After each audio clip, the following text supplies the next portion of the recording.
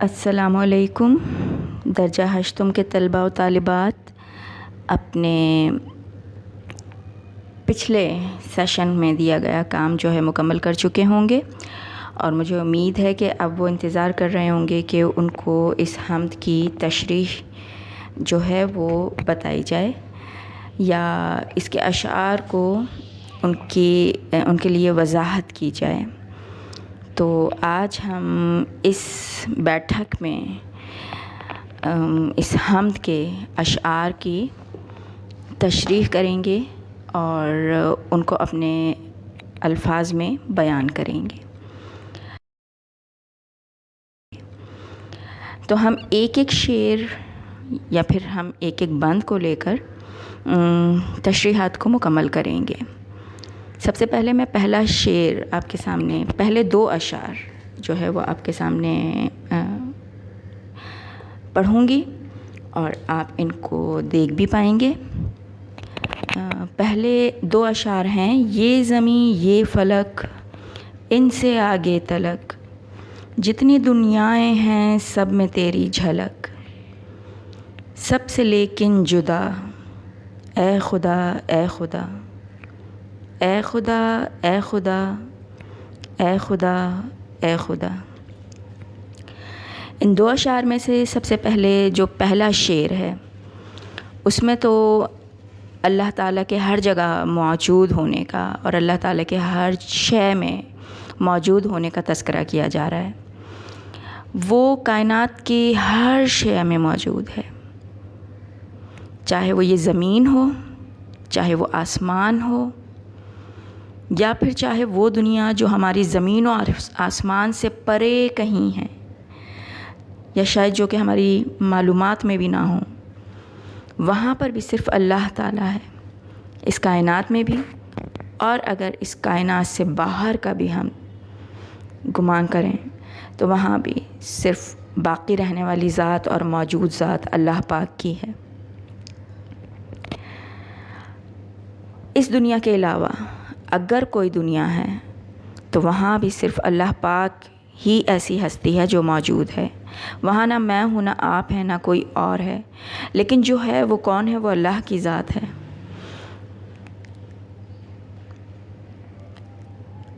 اسی رب کی ذات جس کا کوئی ثانی نہیں ہے، جس کی کوئی مثال نہیں ہے، جس کے جیسا کوئی دوسرا نہیں ہے، جو سب سے جدا ہے، جس کو ہم نہ تصور میں کوئی تصویر بنا سکتے ہیں اور نہ ہی جس کو کسی نے کبھی دیکھا یا سنا ہے، وہ سب سے جدا ہے اور وہی ہمارا رب ہے۔ ہم صرف اس کی جھلک دیکھتے ہیں ہر شے میں، اور وہ جھلک ہم کس طرح سے دیکھتے ہیں ہر شے میں کہ جب بھی ہم کسی خوبصورت چیز کو دیکھتے ہیں، کسی خوبصورت منظر کو دیکھتے ہیں، کسی خوبصورت چہرے کو دیکھتے ہیں تو ہم سبحان اللہ کہہ کر اسی رب کی تعریف کرتے ہیں اور اس رب کو یاد کرتے ہیں جس نے اتنی خوبصورت چیزیں بنائیں، اس نے خوبصورت مناظر، جگہیں، چہرے بنائے، تو پھر وہ خود کتنا خوبصورت ہوگا۔ تو یہی اس کی جھلک ہے جو ہم ہر چیز میں دیکھتے ہیں۔ اب آپ دوسرے بند کی طرف آئیے۔ ہر سحر پھوٹتی ہے نئے رنگ سے، سبزہ و گل کھلیں سینہ سنگ سے۔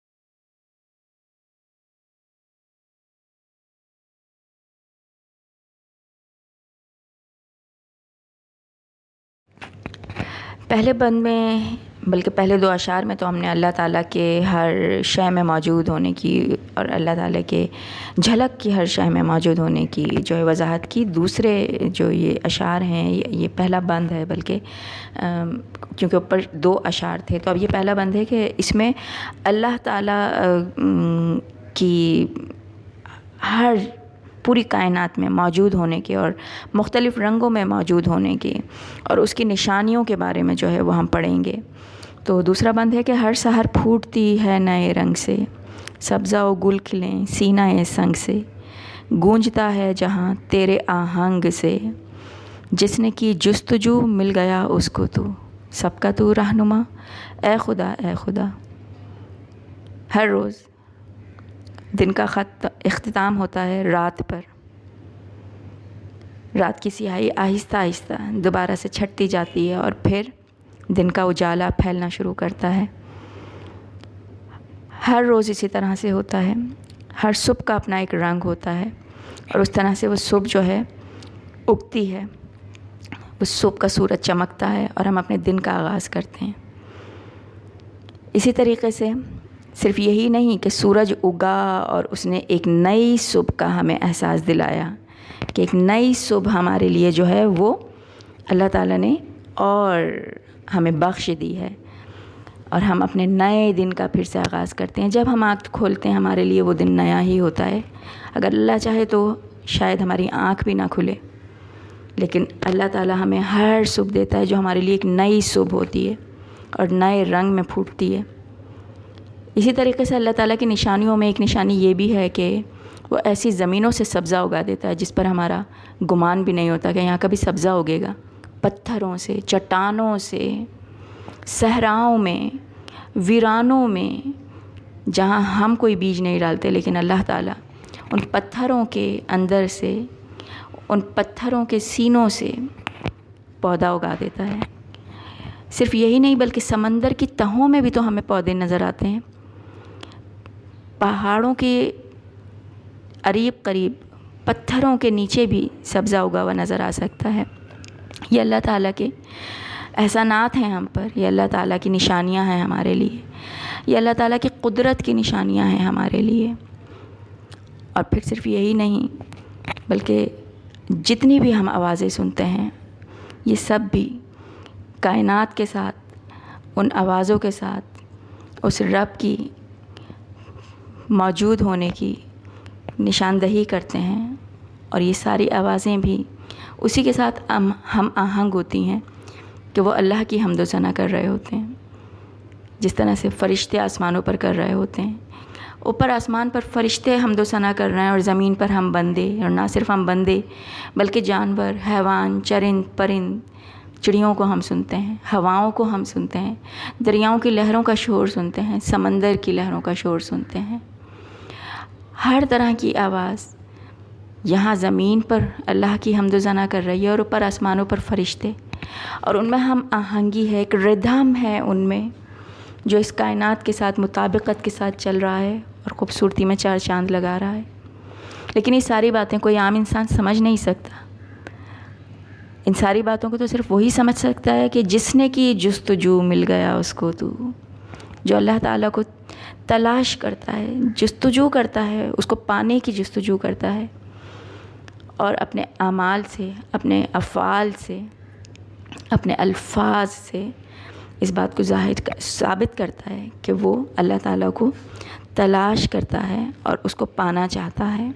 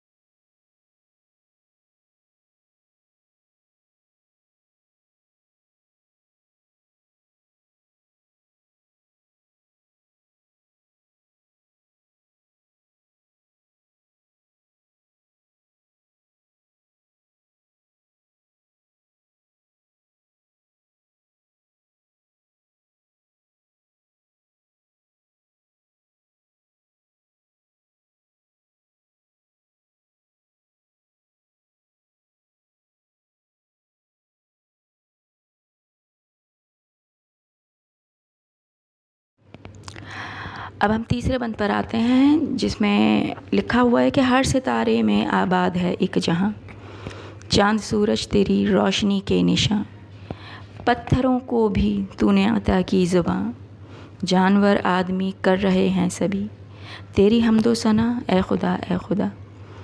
پہلا جو مصرع ہے وہ تو دیکھیں کہ ہر ستارے میں آباد ہے ایک جہاں، ہمیں اس بات کی نشاندہی کر رہا ہے کہ ہم اس کائنات میں واحد مخلوق نہیں ہیں، اللہ تعالیٰ کی قدرت ہے۔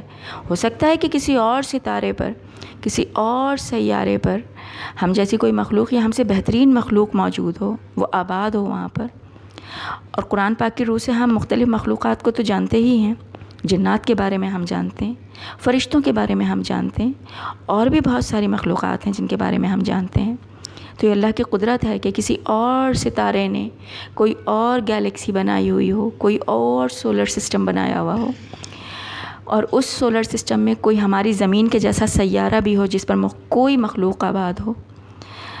پھر دوسرے مصرعے میں بتایا جاتا ہے کہ چاند اور سورج اللہ تعالیٰ نے روشنی کے نشان بنا کر ہمارے لیے اتارے ہیں۔ سورج ہمارے دن کے لیے روشنی کا نشان ہے اور چاند ہمارے رات کے لیے روشنی کا نشان ہے۔ جس طرح دن میں ہمیں کام کاج کرنے کے لیے زیادہ روشنی کی ضرورت ہوتی ہے، تو اللہ تعالیٰ نے ہمیں سورج کی روشنی سے نوازا ہے، اور رات میں جیسے کہ ہم سونے سے پہلے بھی نائٹ بلب جلاتے ہیں، تو اللہ تعالیٰ نے قدرتی طور پر چاند کو دھیمی روشنی کے ساتھ آسمان میں رکھا ہے تاکہ ہم رات میں آرام سے سو سکیں، پرسکون نیند، میٹھی میٹھی روشنی کے ساتھ۔ پھر یہ چونکہ نشانیاں ہیں اللہ تعالیٰ کی، یہاں پر لائن میں لکھا ہوا ہے کہ روشنی کے نشان ہیں یہ، تو اس کو دیکھ کر ہمیں ایک اور بات بھی ہمارے ذہن میں آتی ہے۔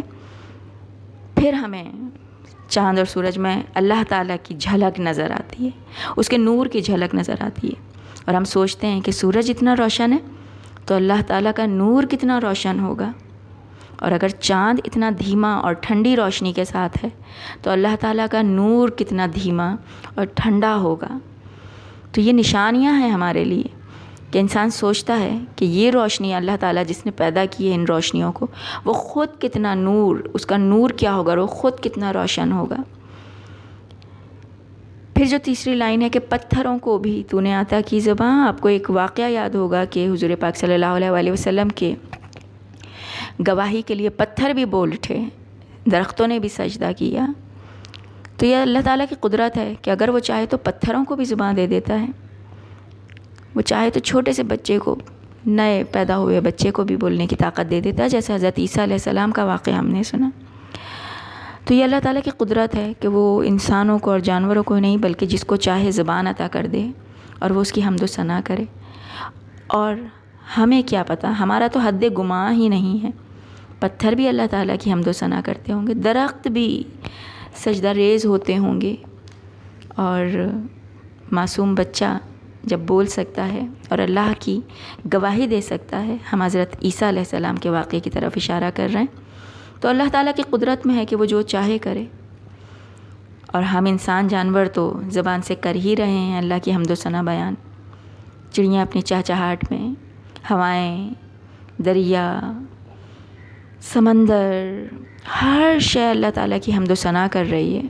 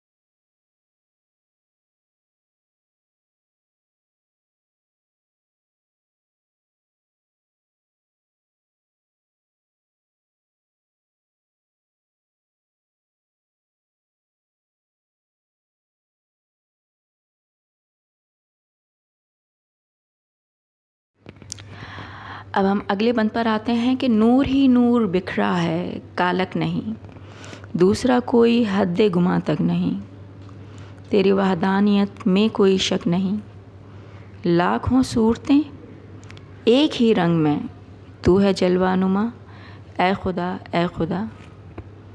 حد گماں کی بات کی گئی ہے یہاں پر، ہماری سوچ کی حد کی بات کی گئی ہے۔ ہر انسان کی سوچ کی حد مختلف ہے۔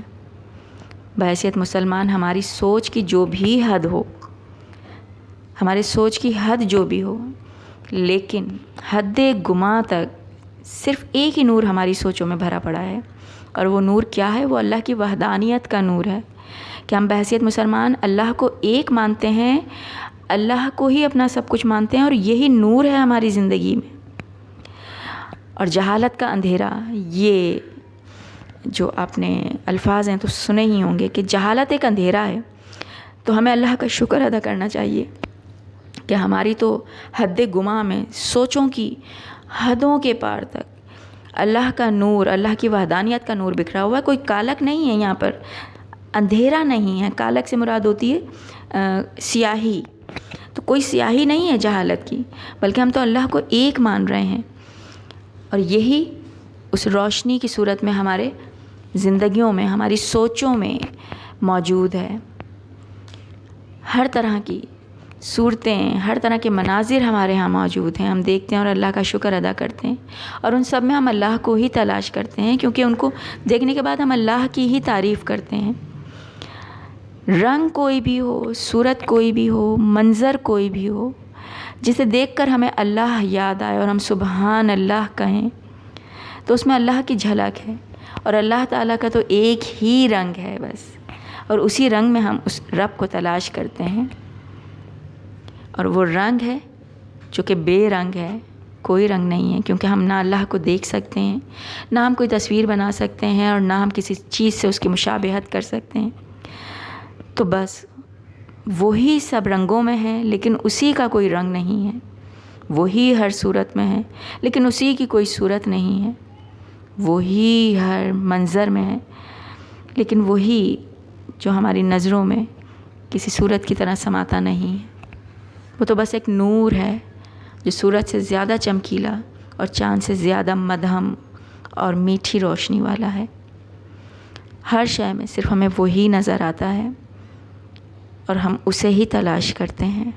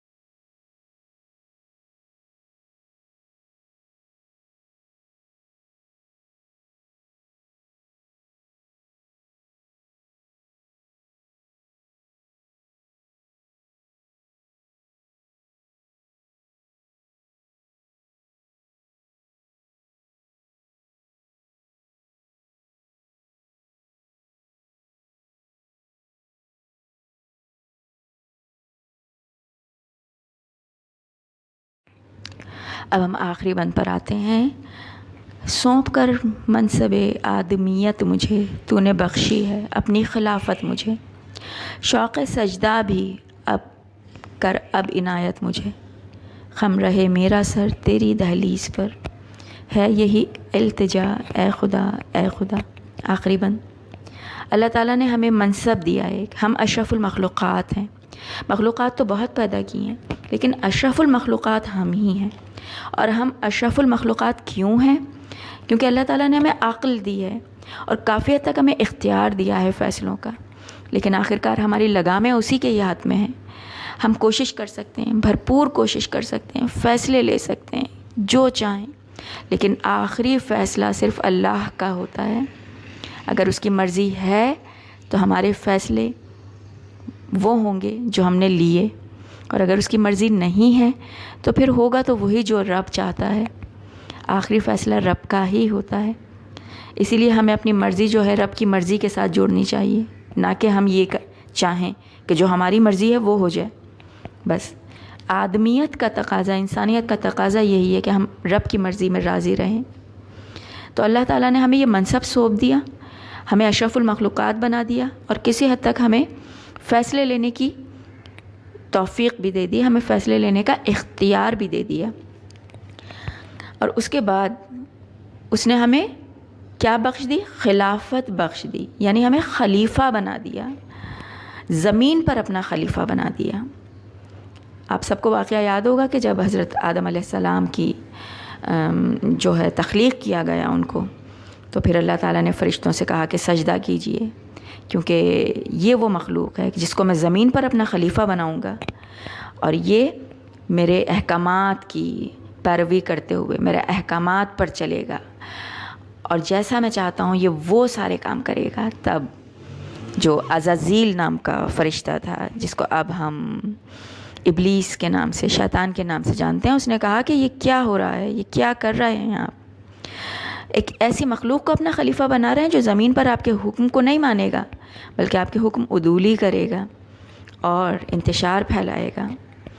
اور اس طرح کی باتیں کی گئیں. اور پھر وہاں سے یہ ایک شیطان نے جنگ جو تھی اپنے اوپر طاری کر لی اللہ کے خلاف، اور اللہ سے مہلت مانگ لی کہ مجھے مہلت دیں اس وقت تک کی کہ یہ آدمی سانس لیتا رہے اور میں اس کو بھڑکاتا رہوں گا، میں اس کو غلط راہ کی طرف لاتا رہوں گا. اللہ تعالیٰ نے کہا مہلت دی، لیکن جو میرے بندے ہوں گے، جو میرے سچے دل سے مجھے ماننے والے ہوں گے، وہ کبھی تیری راہ پر نہیں جائیں گے، تیری راہ پر نہیں جائیں گے اور تیری بات نہیں مانیں گے. جس نے کی جستجو مل گیا اس کو تو، یہ وہ والے لوگ ہوں گے جو دل سے چاہیں گے اللہ کو تلاش کرنا، اللہ کی راہ پر جانا. شیطان ان کو لاکھ بھڑکائے گا وہ نہیں بھڑکیں گے، ان کو لاکھ غلط راستوں پر لے کر جائے گا وہ نہیں جائیں گے. تو اللہ تعالیٰ نے شیطان کو مہلت دی کہ وہ ہمیں بھڑکا سکے، اور انسان کو مہلت دی زندگی کے آخری سانس تک کہ غلطی کرے گا میرے بندے اور میرے سے توبہ کرے گا تو میں تیری توبہ قبول کر لوں گا اور تجھے بخش دوں گا. تو یہ اس خلافت کی بات ہو رہی ہے یہاں پر کہ جو اللہ تعالیٰ نے ہمیں خلیفہ بنا کر زمین پر اتارا.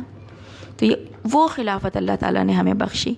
اب صرف سچے لوگ ہی جو جستجو کرتے ہیں رب کو پانے کی، وہی اس خلافت کے صحیح حقدار ہیں اور اس کو صحیح لے کر چل رہے ہیں. باقی سب تو شیطان کی راہ پر ہیں.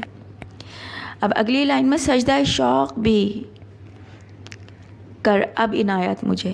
سجدہ شوق پھر وہی واقعے کی طرف، یہ کنٹینیوٹی ہے، ایک تسلسل ہے کہ اللہ تعالیٰ نے فرشتوں کو کہا کہ یہ میرا خلیفہ ہوگا زمین پر، آدم کی طرف اشارہ کر کے، اور کہا کہ سجدہ کیجئے. سب نے سجدہ کر لیا. ایک اللہ تعالیٰ کی اطاعت کا سجدہ کر لیا، اور پھر ایک ہم کہتے ہیں کہ شوق کا سجدہ ہوا. اللہ تعالیٰ نے جب سجدے کا کہا سب نے کیا سوائے ابلیس کے، جو اس وقت عزازیل کے نام سے ہم جانتے ہیں، کافی سب سے فرشتوں کا سردار ہوا کرتا تھا. صرف اس نے سجدہ نہیں کیا. تو یہاں پر شاعر پھر وہی واقعے کی یاد دلا کر کہ ایک مخلوق نے تو سجدے سے انکار کر دیا اور راندہ درگاہ ہو گیا. راندہ درگاہ کا مطلب ہوتا ہے کہ اللہ نے اسے اپنی درگاہ سے نکال دیا اور اسے کہا کہ اب تو اس منصب پر نہیں ہے, تو فرشتوں کا سردار نہیں ہے, اب تیرا یہاں کوئی کام نہیں ہے, تو راندہ درگاہ ہو گیا, نکل جا یہاں سے, کیونکہ تو نے سجدے سے انکار کر دیا ہے, تو نے میرے